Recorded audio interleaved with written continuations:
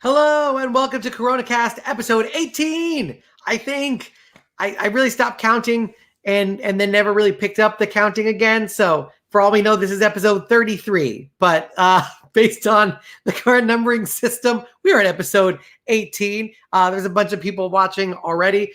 I have done this irregularly, except at the very beginning of the pandemic. The very beginning of the pandemic, it was like every day. But now we are going to do it weekly, I think, if you guys would like. I think every Tuesday around 8 o'clock. It seems like a nice time because if you're on the West Coast, it's still it's late enough. It's the workday has just ended. And if you're on the East Coast, it's 8 p.m. So that's pretty good. And if you're in England, I think it's the middle of the night. So you're going to have to wake up special just to see this. But the idea here is for me to be able to connect with everybody on YouTube, on Facebook, on social media. I am at Harrison Comedy, Twitter and Instagram at Harrison Comedy. Just check that out right down there. And if you would like to join this very episode 18, still in space, I made it really simple. You just go to tinyurl.com/coronacast18. That's right, tinyurl.com/coronacast18. Make sure you're using Chrome or Firefox. If you're using Safari or Internet Explorer, it will not work, but if you use either one of those, you will pop up in my virtual waiting room. I'll be able to see you. I'll make sure you're wearing clothing, and I'll put you right in. Last week, we had 2 guests from Magic Camp. These are all random. It's whoever's watching, whoever wants to be in. tinyurl.com/coronacast18. And while we wait for people to come in, feel free to drop comments in the bottom. We have a comment from Adam Stone. Happy 18, very funny comedian. And this is the Jewish, very good Jewish number. Hi, 18, the life number. It's why your grandmother gets away with giving you just $36 because she says it's good luck. But you know what would be better luck is $100 because I could buy more things. But sure, great. I'll take 36. So we have Adam Stone in the building. That's fantastic. If you would like to be a special guest on the show, as I said, very recently, tinyurl.com/coronacast18.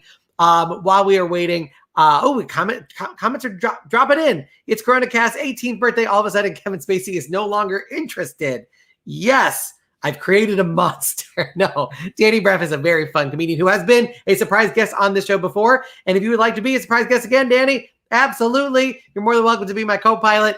All you got to do is go to tinyurl.com/coronacast18. And feel free to also just interact with me in the comments. We have laughter from Adam Stone. That's fantastic. And fun animations when I put the comments up now. It's very, very exciting. Streamcast is making things fancy. If you really want to go super fancy, we can do bubbles now. Look at these rounded. I would be a terrible Vanna White. All I have to do is go the opposite direction that I think. See, it's opposite. It's right there. All right. What are the updates that we can talk about? Well, if you are looking for if you're looking for Scam has had a tremendous run, 22 episodes, 3 or 4 magicians each. So we're very closely listening on 100 magicians featured on Scam, the Society of Conjurers and Magicians, a very secret society I should never have even mentioned. Please don't visit this website.com. We are having a special episode on Thursday. That's this Thursday at 9 p.m. So stay tuned. At 9 p.m., a very special episode of Scam. We're kicking off season 2. It's the one thing about Scam is it is a secret society. It's very exclusive, very selective. And so we get tons and tons of people submitting video to be on our show. So somebody actually submitted their full show. It's about 80 minutes long. Their full show. They filmed it at a school in Texas in 2006. I don't know if you've heard of this fellow. He's Joe Schreiber. I believe his stage name is Joe Exotic. And we will be reviewing his full show, something less than 20 people have seen based on the YouTube view count. We will be reviewing the full show on a very special episode of Scam. I don't know who this magician is. All I know is he listed in his credits just Netflix. He just listed Netflix in his credits. So we will see if he deserves to be a member of Scam. We will review his entire show because we are tireless in adding new members to Scam. please don't visit this website.com. That's every Thursday, starting up again, maybe every Thursday. It's definitely going to be this Thursday. And it's always a fun time. There's merch to buy that has naked bodies. You got to just, please don't visit this website.com. I said don't, you're going to do it. Reverse psychology. We have a special guest in the virtual green room. He has become a regular on this program, and I am delighted about it. Make some noise. Get excited. Live from space, it's Danny Braff. Hello. Hey, how's it going? Thanks for having me again. Oh my gosh, I don't have my speakers on. Let's try that again. Danny Braff. Hey, how's it going? Thanks for having me. How are you doing? I like the, you have two tiny paintings. Oh, yeah. On either side. Oh, they're not paintings. That's a photo of you. That's me when I was a young Jew boy. Nice. And metallic. Is that a custom shirt? Yeah. How did you find a shirt that combines both Metallica and Gallagher? Oh, well, you can't buy it. You got to make it. And So that's your own merch? No. I'm not selling this. I want to be the only one who has it. And but my best friend Riley, I told him about it. I go, I'm so excited. I'm gonna be the only one with Metallica shirts. And then he bought a Metallica. He made his own Metallica shirt despite me because he knew I wanted to be the only one with a Metallica shirt. So now my friend Riley has one too. That's a long way to go. Yeah, just to piss me off. And his is better than mine. He spent more money on his. I got like the bottom of the line, and then he it is what it is. I'm surprised they even still sell the gilded tees. Back in the day, that was all you had, and so you kind of force yourself to wear that gilded tee. But now there's tagless. Yeah. I can't believe how long it took for the fashion industry to discover tagless tees.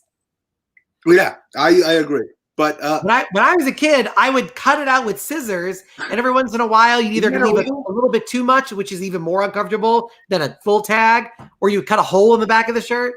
Isn't that illegal? Like cutting the tag off of a thing? It's only mattresses. Why is that? I think because there are warnings. I think there are several YouTube videos that go deep into this topic.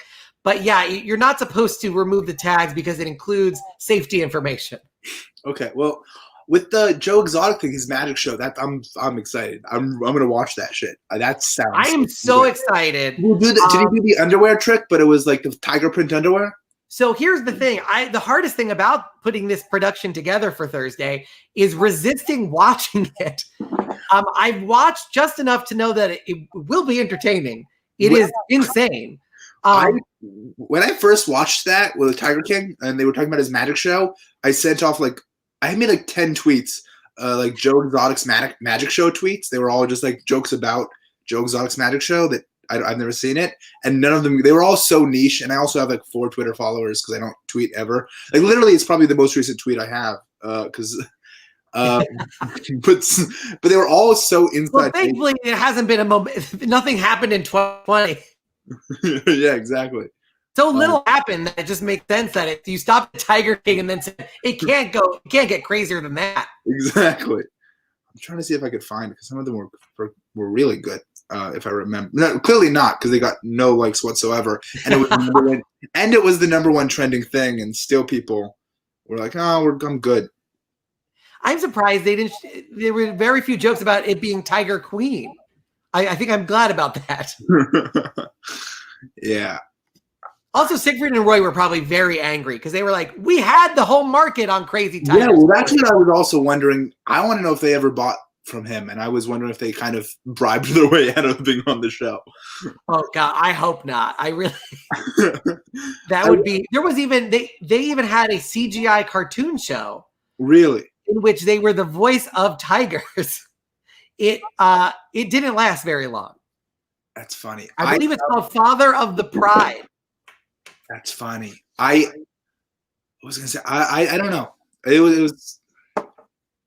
If they were just selling tigers, I'm guessing they knew them. They had to have known him. It cannot be a large community in America. Yeah, Vinny Giordano knows them. Vinny Giordano posted a picture with the guy. Did you see that? Really? Yeah, he posted it. I don't know if he knows him personally, but he posted a picture with him, so he's met the guy. Yeah, I mean, I know. I know of some people who did have big cats in their show, and may or may not have gotten them from one Joe Exotic. So great.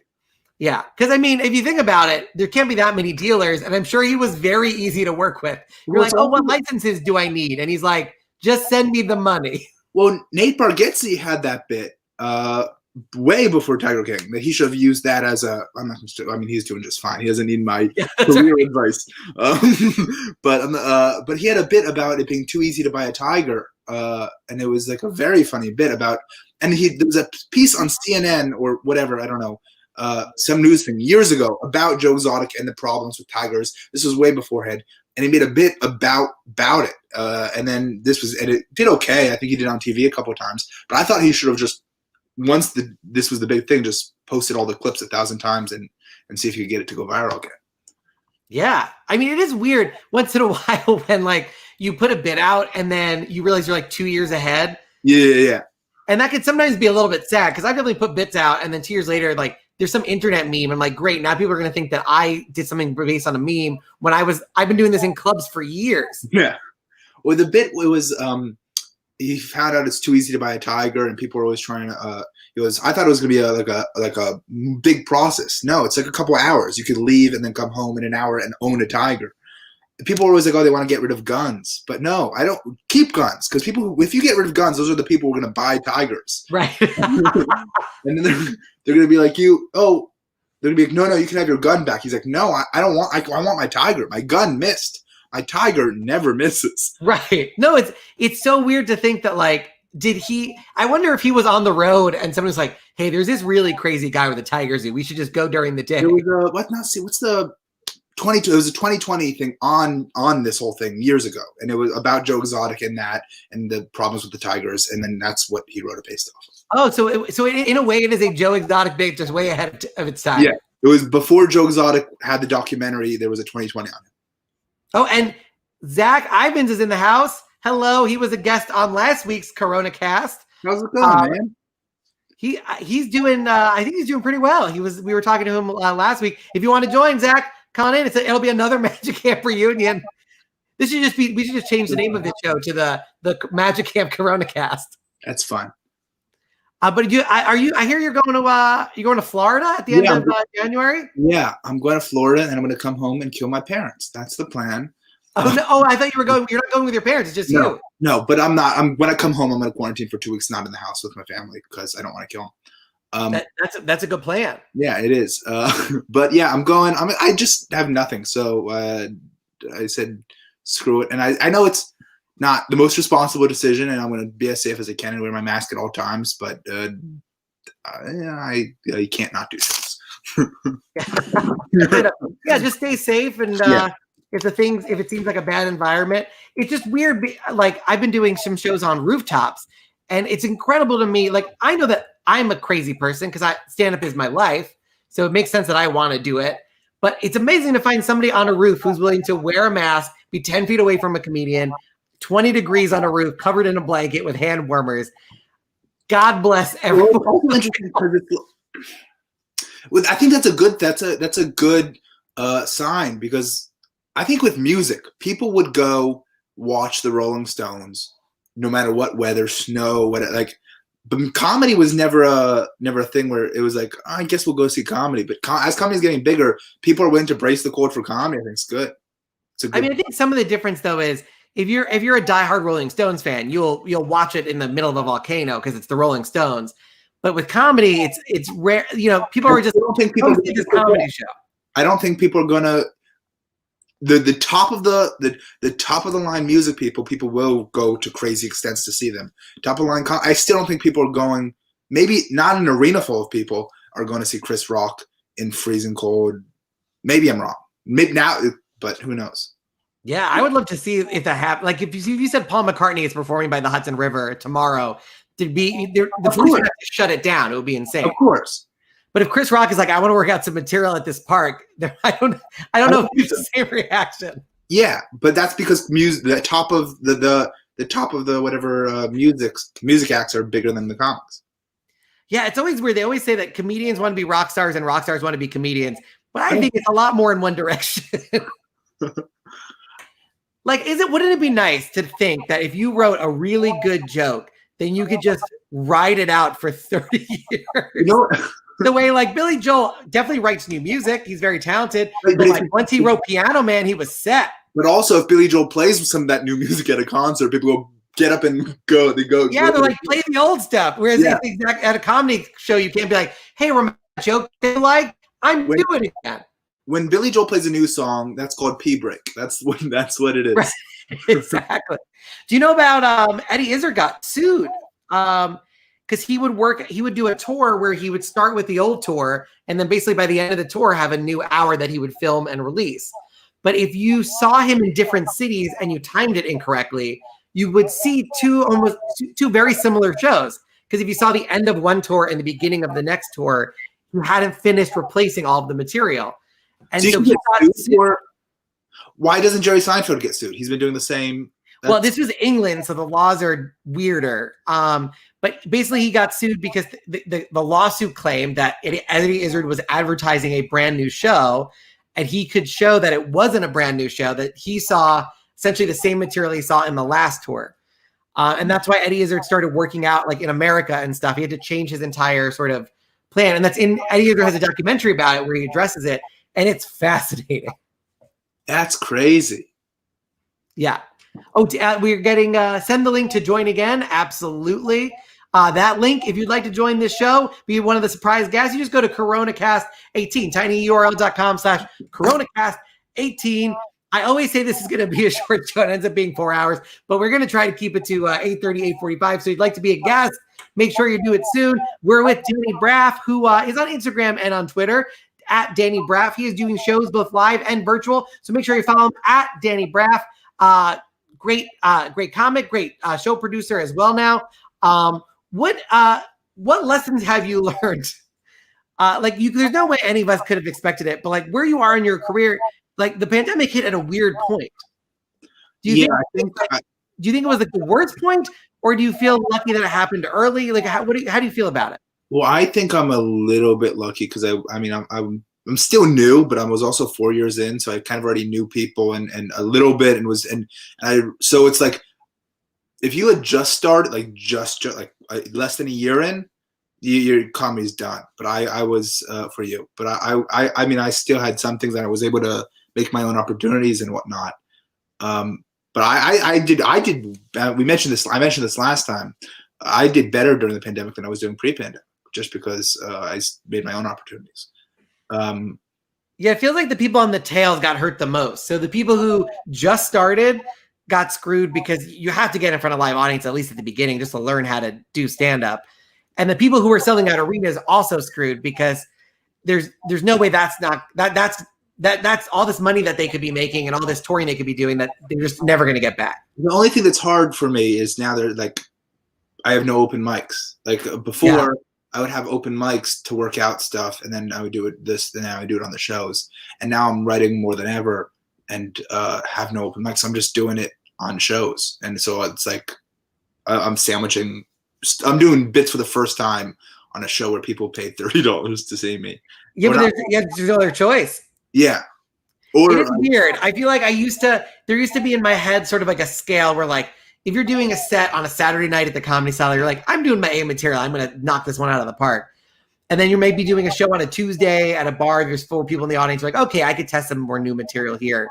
But it's also all of that goes out the window.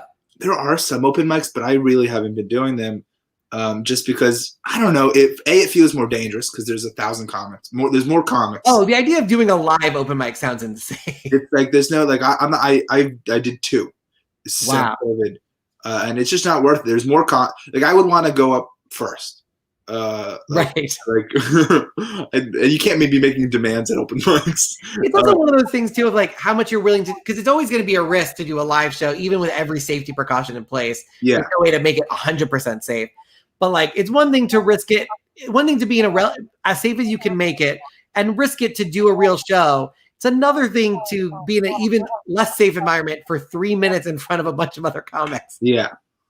Well, you're going to like, what I've been doing is, now instead of open mics, I'm just calling my friends and going, is this funny? That's my open mic now. Zoom, I'm getting very tempted. Like I did my magic roast last week. And before I did it, I put out on Facebook, anybody want to see the jokes on Zoom? 5 people came by. I ran through all the jokes. I was even able to ask them at the end, like, do you guys have any notes, anything that you liked particularly or didn't like particularly? And that was super useful. That as a tool is awesome. I wish I could do that. I feel like if I did that, I would get no response. No one wants to see me just on Zoom test out 5 minutes. I mean, you never know. I mean, one of the things that I actually want to put out there into this universe while we're out in space is I am thinking of doing my my Zoom show. It's my full comedy and magic show, adapted for Zoom. There's a lot of new pieces in it as well. If you guys would like to see that as a publicly ticketed event, let me know in the comments, or come on as a surprise guest and say hell yeah. Because yeah, the weirdest thing would be if I put them on sale and like 2 people buy tickets, and then I have to do my full Zoom show for like 2 people. It's gonna be great for those 2 people, but it's gonna be weird for me. So let's gauge some interest. And while we're doing that, there's another surprise guest. It's Zach Ivins, everybody. Hey there. Hey, you should put your show on Zoom. That sounds great. I've done it as a private event for like for various companies and groups, but as a publicly ticketed event, I have yet to do it, and I think it could be fun. It'd be at least, especially as I think we go into potentially another lockdown, or as things get a little bit crazy again. It would be kind of nice to have something on the calendar where it's like every Friday and Saturday, if you want to check out the full show, I'm doing the whole thing. How much overlap is it from the live show versus like? Because I saw. I feel like I've seen you do some magic on Zoom. I don't remember where, or at least video. I know I saw some at Magic Camp. Yeah, and then there's the show that I do, the What Just Happened, which I've toured around. Is it because the thing that you did at Magic Camp wasn't part of what just happened? Is it different? Or? It's basically What Just Happened, and then but no, because it's a different medium, I had to adjust the pacing of it.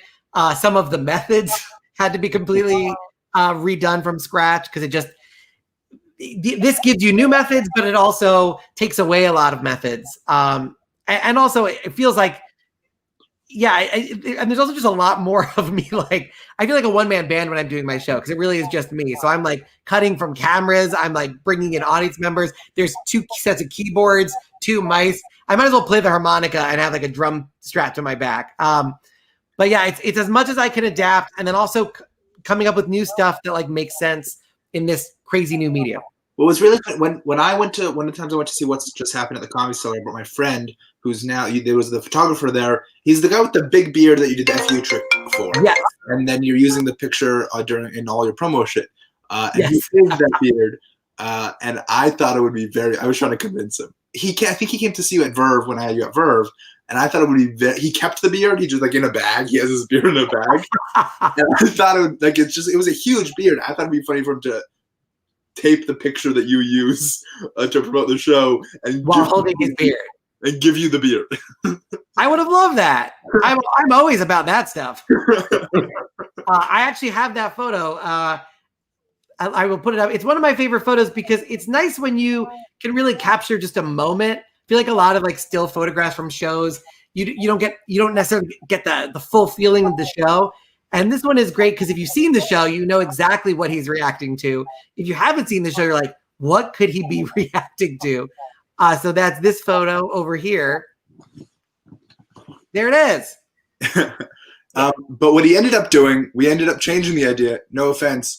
We ended up giving the beard to Conan because he was in the Conan audience. So you were second choice. He was in the Conan audience. You know what? I'm okay. I like how you're like, it's going to a Harvard comedian. One way or the other.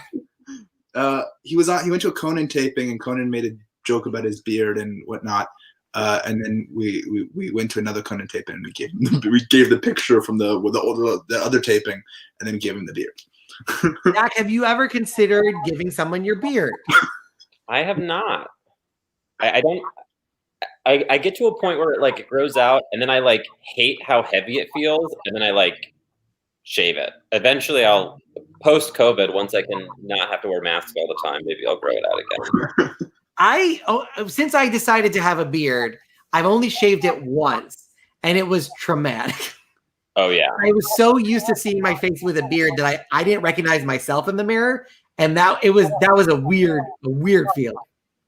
Yeah, I've done the same. I grew this beard during COVID, and what's a little bit annoying is everyone's been, oh, you lost weight, which I appreciate. It's still a compliment, but I did not. I just look not less fat. Technically, you gained weight because the beard is more weight. I guess in theory, yes.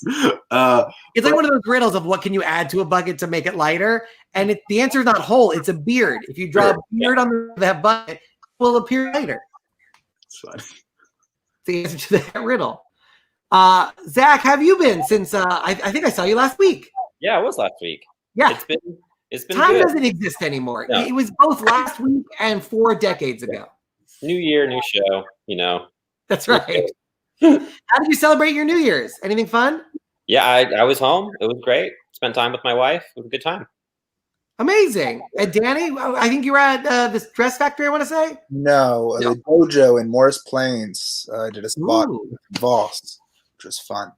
Oh, that's awesome. Yeah. I did a virtual show in the afternoon, so then I had the rest of the night off, which was weird for me because I think I've spent almost every New Year's Eve in Times Square for like 6 or 7 years in a row, minimum. Didn't you host the thing one time with Kathy Griffin or something like that? I wish it was Kathy Griffin. Was that you? Yeah, so I uploaded it back 2009 into 2010. I auditioned. It was like a random, I think it was a Craigslist audition, honestly.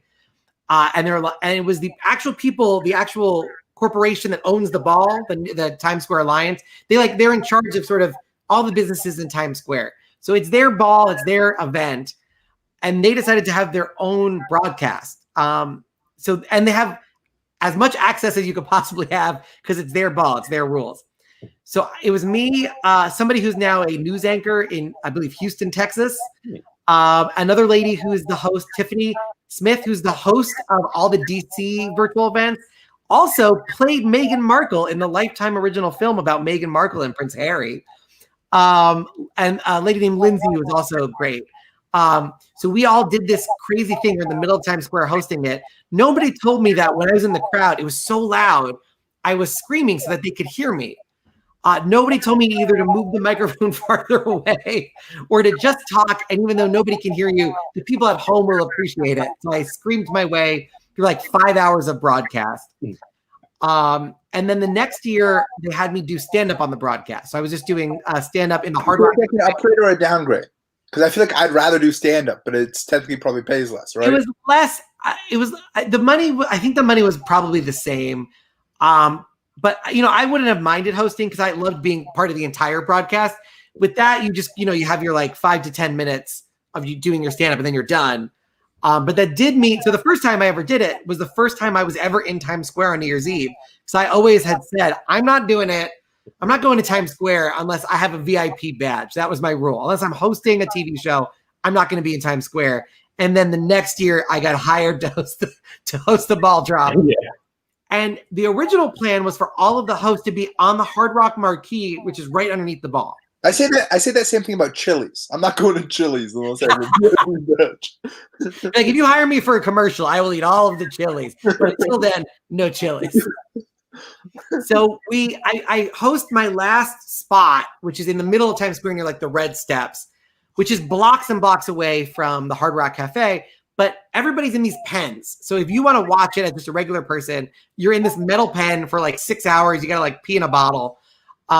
It's very crazy, but it's actually very easy to walk up and down 7th Avenue and Broadway because there's nobody there but the host and the other production crew. So there's actually fewer people than normal pre-pandemic. Now I'm sure it's pretty easy to go up and down that street.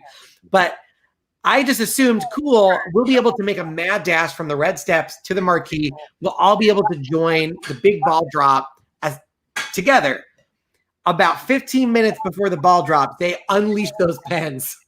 All of a sudden, it's mayhem. There's over 1 million people. There's no way we're going to make it back. So I watched the ball drop from just in the middle of Times Square, which was still very nice. So the next year, because I wasn't out on the street, I was able to stay at the Hard Rock the entire time and watch the ball from where I was supposed to the year before. So it was nice to finally at least have that opportunity. Somebody's asking, how cold was it? I was really disappointed. It was actually one of the warmer New Year's Eves. And I had bought like all this extra, like I was wearing so many layers underneath that tuxedo. And I thought it would look really cool because they were like thin snowboard layers. I was like, man, people are going to go, wow, this guy is a hero. He's standing outside in a tuxedo. It must be freezing. Instead, I sweated my balls off because I was wearing like all these layers trying to stay warm, and it was not that cold that year. Jeff Horden saying, hey, Zach, good to see a magician from the Nutmeg State represented. Yeah, What's the Nutmeg State? Where are you Is from? Georgia the Nutmeg State? Connecticut. Connecticut's the Oh, nutmeg. you went from Connecticut to Georgia. That makes sense. Yeah. And Connecticut is the Nutmeg State. Yep. That's like Jersey is the Garden State, which I don't fully get, but I feel like Nutmeg, you really got the shit end of the stick on that one. People from Connecticut are called nutmeggers. That sounds like a slur. Yeah. Yeah. I don't think I'd be very happy if somebody's like, look at that nutmegger over there. Yeah. That pause didn't help either.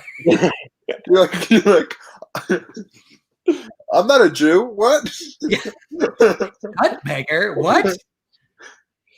Yeah, it does feel like it feels like a specific slur, like from the 1800s, where they're like people with very large testicles. They were known as the nutmeggers, and they were shunned from society. Yeah, they all ended up in Connecticut. So, wait, why is it called? You have a big nutmeg factory? Is that what's the big spice company? It's a very old tradition, and I do not remember why. Yeah, I knew it at one point. I think it's an 18th century thing. Have you ever seen when you go to a cocktail bar and they have like the fresh like an actual nutmeg and they shave it off onto the thing? Mm-hmm. It looks like an acorn. Yeah. Actually, by the way, I have found the official list of state nicknames. Is there a state that you think has a weird one? I will tell you if that is true. Well, New Hampshire has that slogan that's "Live Free or Die," and I want to know how many of the people who live there would actually like hold up if someone was like, "Let me see your ID," they're like, "Fucking kill me." I'd rather put it to the test. What's Georgia? I'm not actually. Anytime there's a state list, I always go to Mississippi first. Oh yeah. And, let's see if it disappoints. The Magnolia State. Mm-hmm. Not terrible. Yeah. New Mexico is the land of enchantment, which really makes it sound like it's part of Disney World. North Dakota is the Peace Garden State. What's the land of enchantment? Like they took New Jersey and added peace, which is not cool. South Dakota is the Mount Rushmore State, which feels honest. Like we know that's the only reason you're here.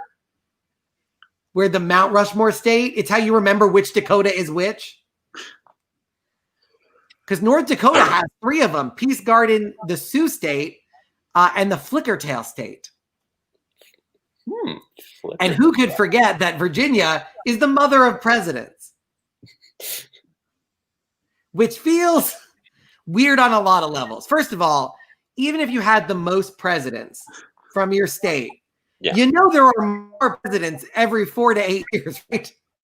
You're not going to hold on to the title forever. That seems impossible. Also, what if there was just one woman she's the mother of I popped out 3. Right. Also, mother, there are men in your state as well. Why is it just the mother of presidents? And it's weird when the state's named after like a queen.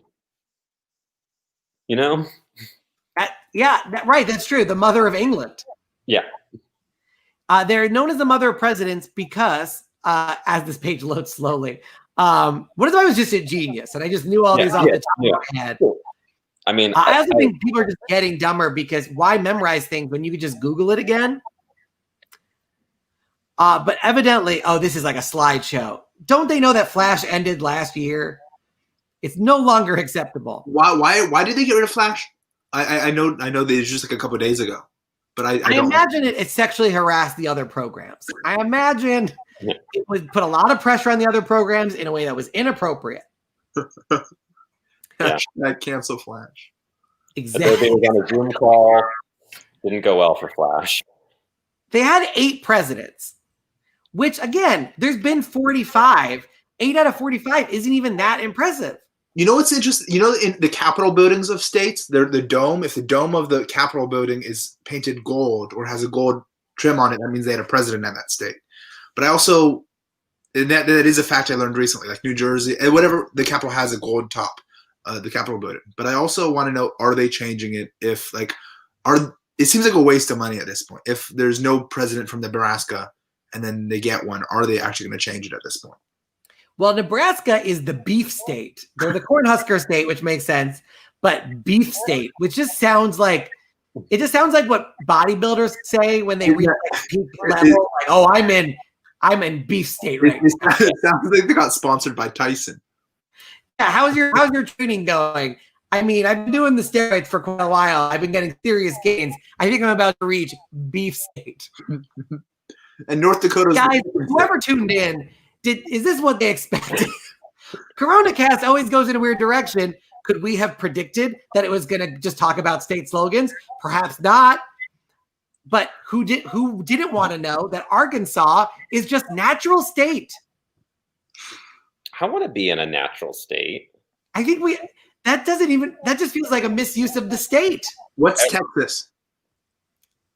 What is what? Texas. Lone Star? Texas. That's a very good answer. By the way, somebody in Facebook said, come back to Erie in Pennsylvania. Pennsylvania is the Keystone State. That makes sense. But you wanted, what state was it? Texas. Texas. That's right. The Lone Star State. Zach, you nailed it. Yeah. What's your Venmo? Beehive State. The Beehive? Right. Oregon is the Beaver State, which Beaver has been a sexual term for probably longer than that has been their slogan. And there's no way that was avoided. Somebody slipped that in and was like, I cannot believe they voted this in. That's crazy. They're like, what are we going to name the state? He's like, the Beaver State. Right. And somebody was like, all right, let's put that on the docket. You're like, wait, what? I thought we were going to have like a quick laugh and then I was going to give you my real suggestion. But no, okay. All right. We're the Beaver State now. Delaware is the first state. Touche. Georgia is the Empire State of the South. Oh, that's right. Pretty cocky. Pretty cocky.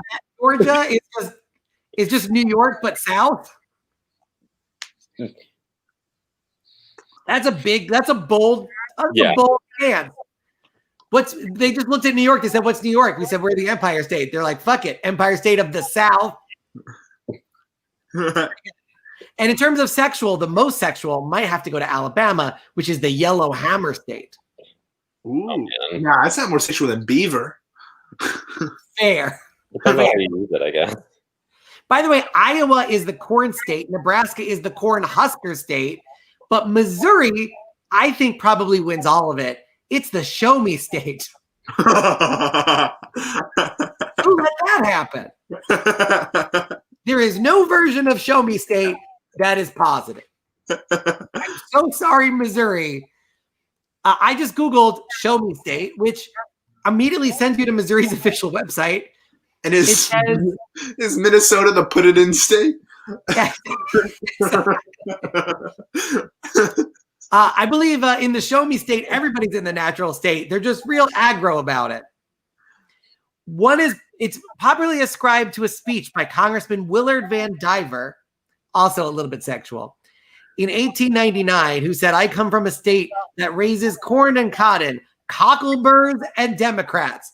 That is quite a phrase. Whose quote was that? Congressman Willard Van Diver. I think he was also once quoted as saying, I come from a land down under. Exactly. He also mentioned the word cockleburs. He didn't have to. He literally said, I come from a state that raises corn and cotton, cockleburs and Democrats, and frothy eloquence convinces nor satisfies. He went with frothy, and there's a lot more adjectives that he could. That I'm from Missouri, and you have got to show. It's a real latte of a sentence. Exactly. Frothy. Frothy is one of my favorite comedy words. I believe I heard Gilbert Godfrey use it in associated with the word you think he associated it with. He said hot frothy, and I'll never not be able to say it that way. It's a guttural word. So we've learned quite a bit. There we go. Jeff Horton, he was in there the whole time. I didn't even have to look it up. Jeff Horton immediately just showed me state. He just knows. He worked. Am I currently in my head at work on a bit that I may debut on Thursday and or Friday about the show me state? Absolutely. It's honestly, it really feels right up my to do weird esoteric Americana. Yeah. I feel in 2 years I'm going to see you on Conan doing this bit. That's right. And I'll give him a piece of my beard, and it'll all come full circle. By the way, I did a trivia with some friends of mine, virtual trivia, and the prize was the man who was hosting it, a very good trivia wizard. They're not trivia wizards; they're trivia hosts. But he had a beard, and if you won, he would shave it however you desired. So, Danny and Zach, I put this to you: if you could force someone to shave a full beard, any pattern, and keep it for minimum, 24 to 48 hours, what would you do? Well, first of all, I feel like you should charge for that. I thought about it. I really, so it's crossed my mind. Like if someone was like, if we could have an auction to like shave, you get to shave my head and make whatever you do on my head, and then I keep it there for like whatever. Like I would like would make that an auction. But I also feel like I would be fine with something crazy that just looks bad. But I don't want. I know some of my friends would really fuck with me. Some of the suggestions that we pondered as a group, I think my favorite was the reverse Hitler, where you shave everything. You only shave where Hitler would have hair. So you would just be here and then full beard everywhere else. Be reverse Hitler. That's a good one. Also, any combination where you just shave like half of your face. That's a pretty good one. I'd probably go for button chops, especially the fuller the beard, the better. And like, you got to go for the super long, like 18th century, 19th century. Yeah, like, oh man, he must be in a community theater production of like Oliver Twist kind of mutton chop. Yeah, what I would do is I'd leave. You know the things where like they have like the two like what Richie Magic had. the Rest in peace, Richie Magic. Yeah, rest in peace. You know what I'm talking about? I don't know what they're called. Whereas and I loved Richie. Richie was a fun guy.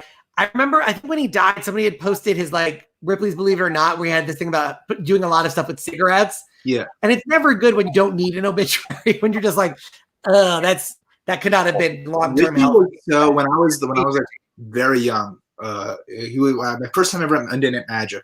Richie was very, very nice to me and my family, and we went out to like the dinner afterwards. And he was always super, super kind to me as a kid. That same night, I was also like 9 or 10, and I met Simon Lovell for the first time and learned a lot of new words. And he did not say I think he was seminal in a lot of, not only was he seminal in a lot of our young educations, he would have loved the word seminal. Yeah, Richie Magic he actually was in, his book of records wasn't cigarettes. I'm misremembering it because I know Tom Mullica also had the cigarette. He put the most cigarettes out on his tongue. Oh, he did do that. Okay. That yes, which is I don't know if you had to. Here's the thing: I will share both of his records. One is putting out the most cigarettes on your tongue.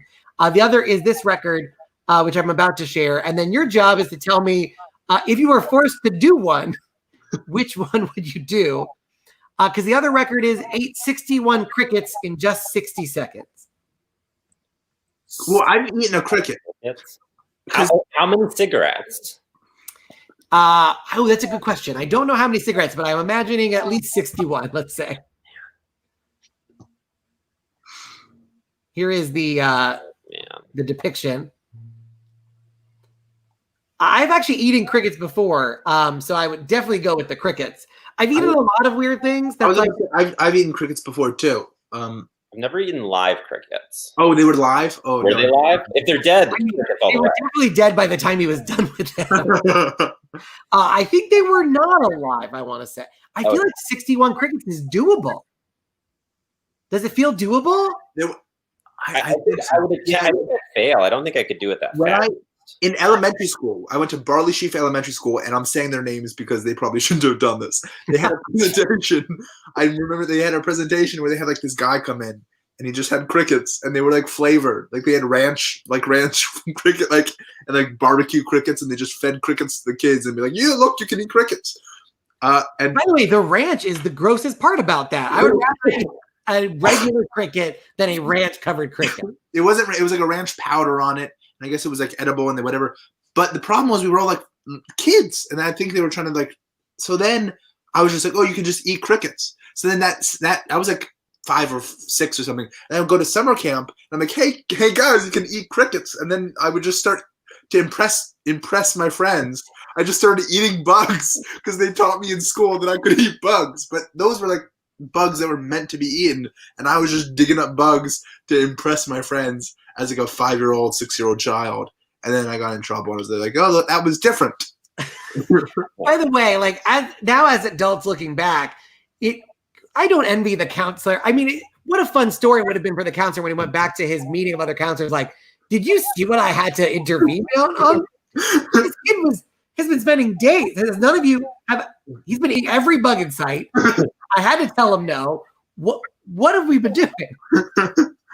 Yeah, I will tell you at Magic Camp, we've had to stop weird behavior.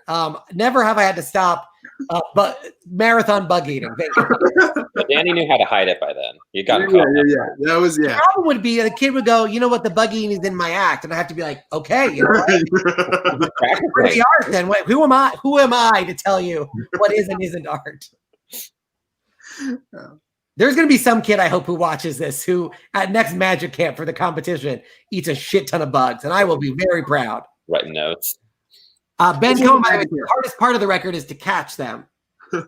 I agree. And as we round up, and thank you guys so much for joining. I know Danny has a Twitter and an Instagram at Danny Braff. Make sure you follow him. I don't think that's my Twitter. That's my IG. Oh, just your Instagram. Well, I will fix that right now. What is your Twitter? Like 6 times, and the first time I was like, "Oh, just let it go. No one's following me off this anyway."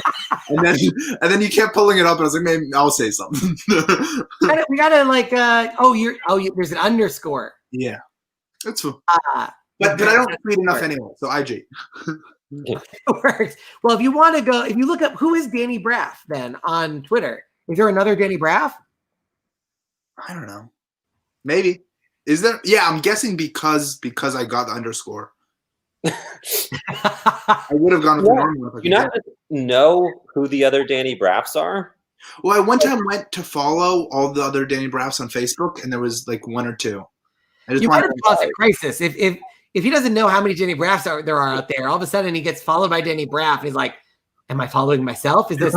Well, the same friend that bought the Metallica shirt to fuck with me, he changed his name on Facebook. Well, we were doing. I told you he's the guy who I do the trolling shit on Facebook with when I was doing that over. And then there was one group that got very upset with him. Like they were reporting it, and he was scared that it was like people. It became too much, so he just changed his name to my name.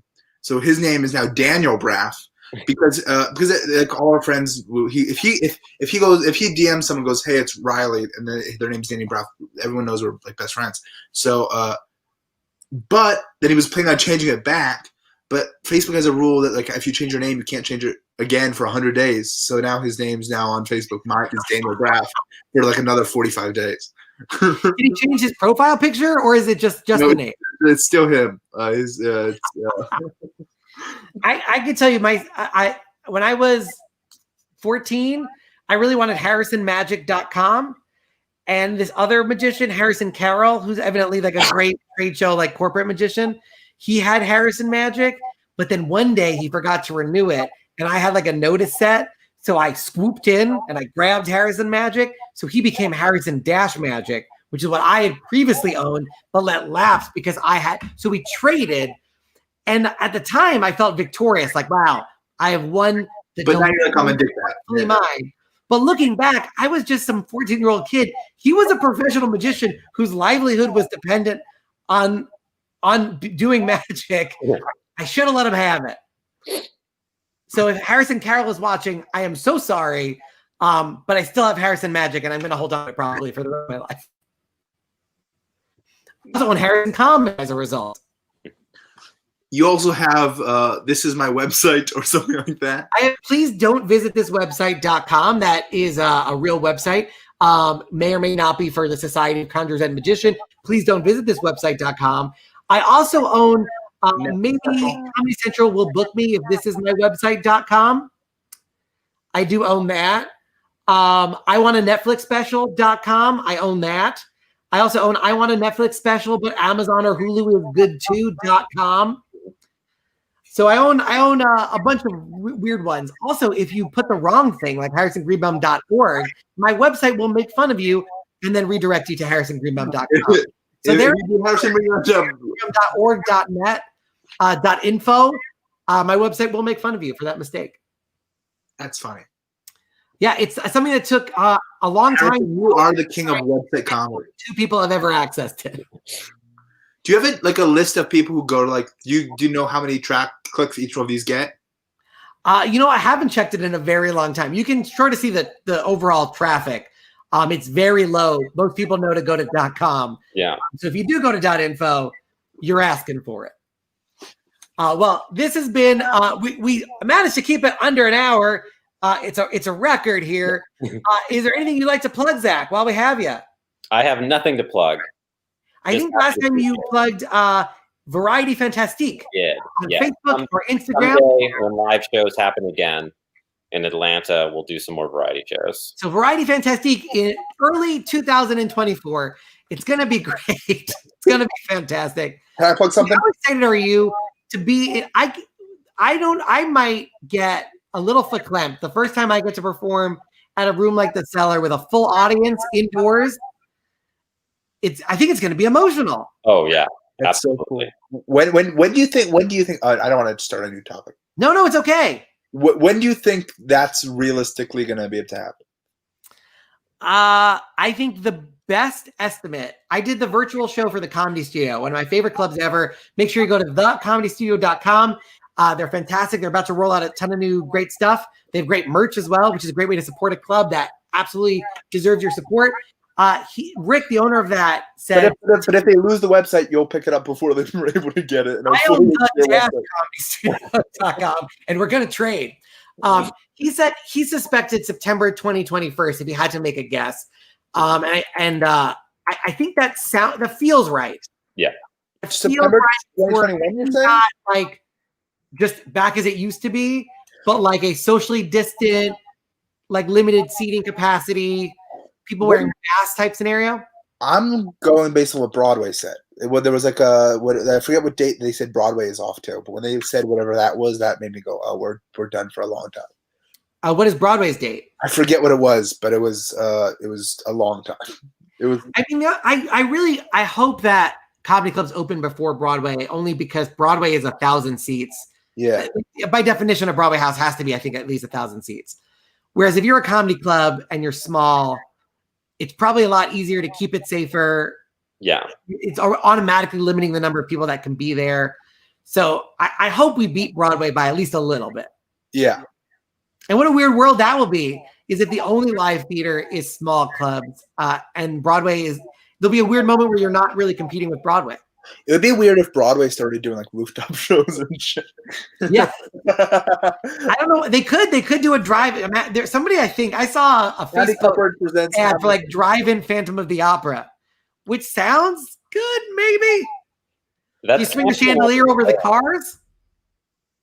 That could be fun. I would do it. I would absolutely drive into a Broadway show. There you go. We now all get 10%. We'll split that 10% equally. Great. Yeah, we're all producers. Yeah. We're all absolutely. Yeah. And speaking of producing shows, I think I might do a public Zoom show very soon. So watch this space. This Thursday, will Joe Exotic make it into the Society of Conjurers and Magicians? We'll find out. We'll find out. We're going to give him our full undivided attention for about 80 minutes.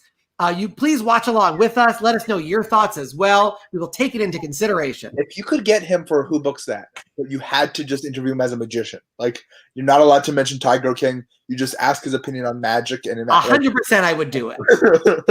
There would be zero hesitation. I would have said yes before he could even finish it. He would say, but, and I would say, I don't care how the rest of that sentence ends. You're on the show live from jail? Absolutely. Absolutely. The fingers crossed. You never know. Danny and Zach, thank you so much for joining. Follow Danny on Twitter, _Danny_Braff. But if you're on Instagram, no underscore, just Danny Braff. Make sure you look at Variety Fantastique. Follow it on Facebook for now, because when it does go live, you'll be able to get information. Zach and Danny, so nice to see you guys again. Thank you so much, so much for joining. And stay safe and stay well. Thank you. Good to see you both. Good to see you. Danny and Zach, always a pleasure to see those guys. And make sure you follow and support everything they're doing. And as we teased at the beginning of the episode, lots of updates. The show will be every Tuesday as much as I can do it.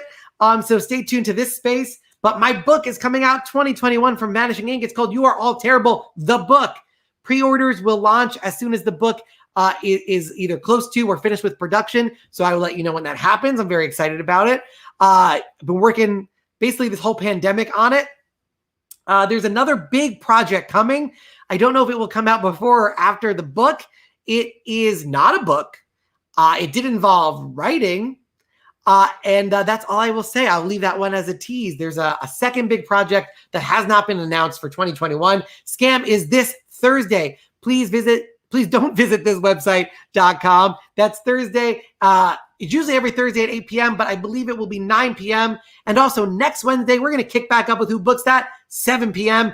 As always, whobooksthat.com. Watch all the old episodes, download the podcast, give it 5 stars if you can. That would be awesome. The Zoom show, a public-facing Zoom show, that would be pretty amazing. We'll hopefully launch that very soon. And as always, I'm on Twitter and Instagram at Harrison Comedy. So make sure you follow me. Tell all your friends to follow me. I've been trying to break 6,000 on both of these sites, and I'm very close. So if you want to follow me and get your friends to follow me at Harrison Comedy, great tweets and photos and stuff. I try to put content up there when I can.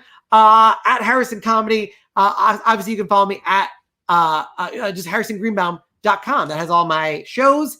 harrisongreenbaum.com. This has been episode 18 of Coronacast. We have learned so much. We have learned that Missouri is the show me state. We learned that Georgia is the Empire State of the South.